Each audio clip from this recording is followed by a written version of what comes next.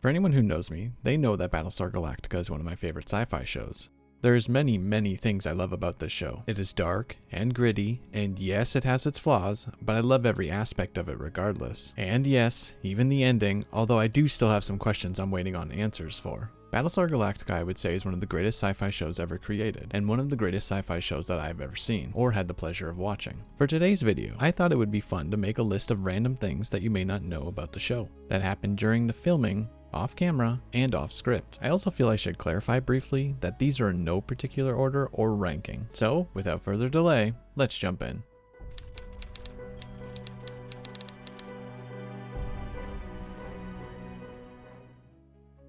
The term frack originally came from the 1970s version of Battlestar Galactica, where it was sparingly used, and it used to be spelled like this. But then in the reboot, they shortened it to this. They shortened it so it more closely matches the other four-letter word that it's supposed to mean. In the episode Resurrection Ship Part 2, Adama and Rosalind kiss. This kiss was not scripted at all, and the reaction she gave was a genuine reaction to the impromptu kiss from him.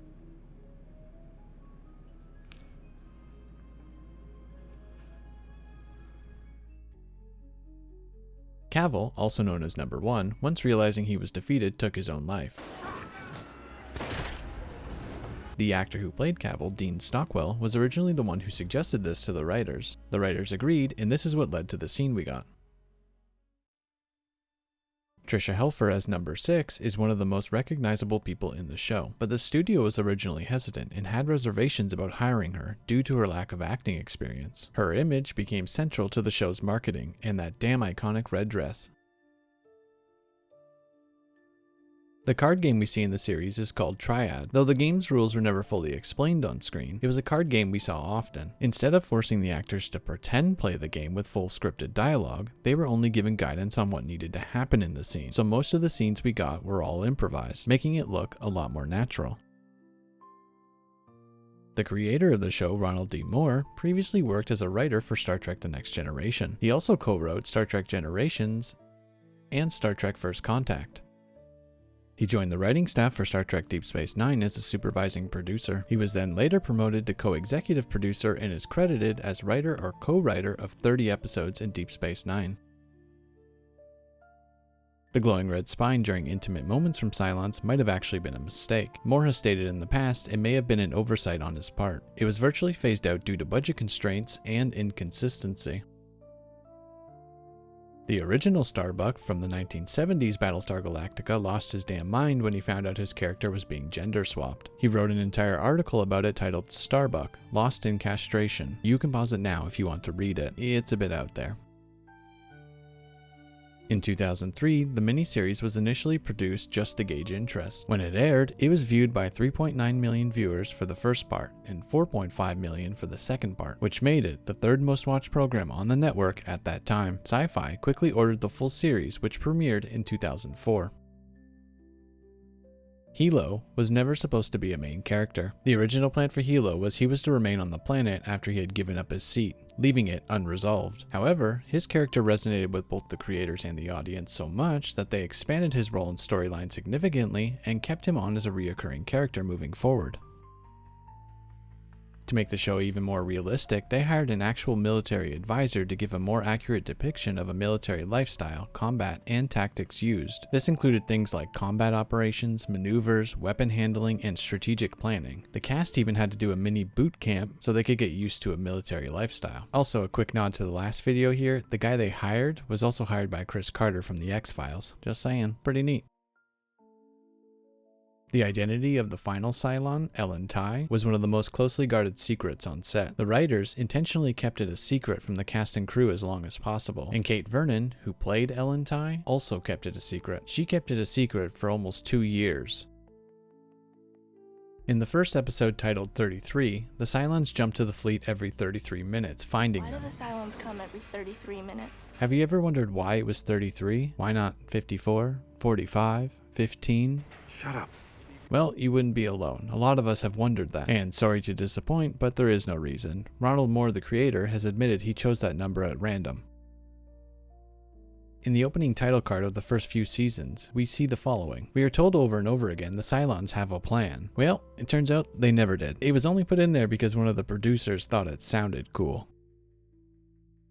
You know that card game I mentioned earlier called Triad? Well, in the original in 1978, it was actually called Pyramid. The game called Triad in the original was actually the team sport we see played in the show. But in the reboot, the team sport is actually called Pyramid, and the card game is called Triad. The creator of the show accidentally mixed up the two when writing it.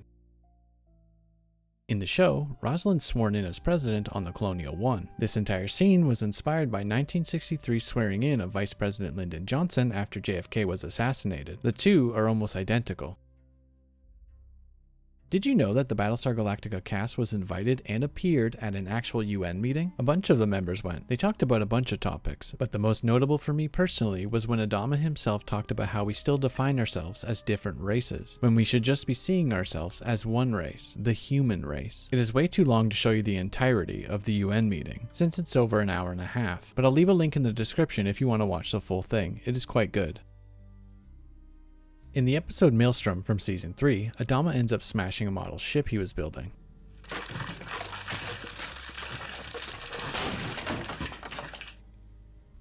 This was not in the script. Almost added this himself as an addition to the scene. Well, it turns out this was actually rented from a museum and had an estimated value of over $100,000. He was unaware of its actual value, and thankfully it was insured for accidental damage.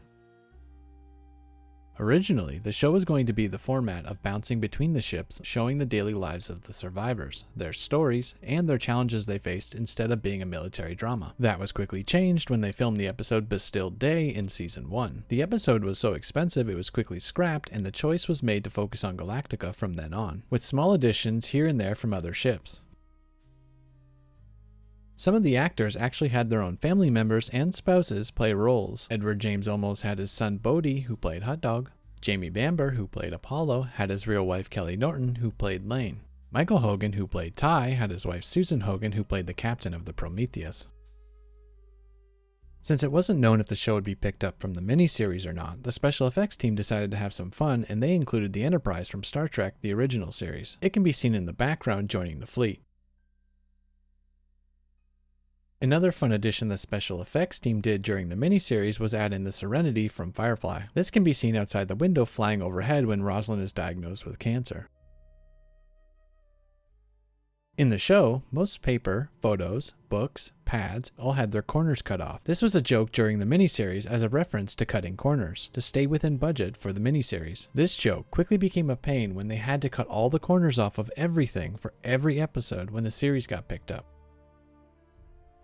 The term used in Battlestar Galactica, skin job, is a term used to refer to Cylons throughout the series. It's also in the 1982 Blade Runner, in which they used it to refer to replicants. Edward James Olmos is also in that movie. The original Apollo from the 1978 Battlestar Galactica, Richard Hatch, ended up joining the cast of the reboot as Tom Zarek. He appeared in 22 episodes of the reboot. The first season of the show originally aired first on October 18, 2004 in the UK, 3 months before North America got it on January 14th in the United States and January 15th in Canada. The remaining seasons were mostly aired at the same time in all three. The show's creator made a cameo appearance in the final episode of the show. For the first episode, titled 33, Olmos actually went to a university and brought in a sleep deprivation expert, and some of the cast and crew actually even stayed awake to give better performances of what sleep deprivation would actually look like. Because Battlestar Galactica was based on the original 1978 show, Glenn A. Larson was credited as a consulting producer on every episode of the reboot, even though he had no part whatsoever in the production of the reboot. The now infamous line, "So say we all," was actually supposed to be just a one-off piece of dialogue. Once again, Edward improvised and made it into the show's greatest rallying cry. Arguably, one of the greatest lines in sci-fi history. Not only that, but almost the whole scene was virtually created off script by him. He kept repeating it, getting the reaction from the cast we saw.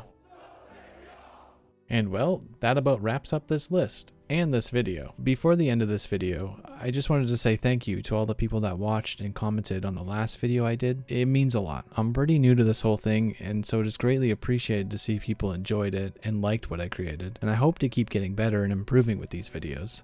I'm not the greatest at it, but I will get better at it. So truly, thank you. It really means a lot. I hope you enjoyed this list, and let me know if I missed any good ones that you think should have been on this list. I am planning on doing a more in-depth look and retrospective about this show. I'm not sure when, but it will be a future video for sure. For now, if you have any shows you'd like to see me talk about, please do leave them below. Oh, and don't forget to hit that like button and subscribe, I almost forgot that part, so you don't miss a single video that gets released. Thanks again for watching.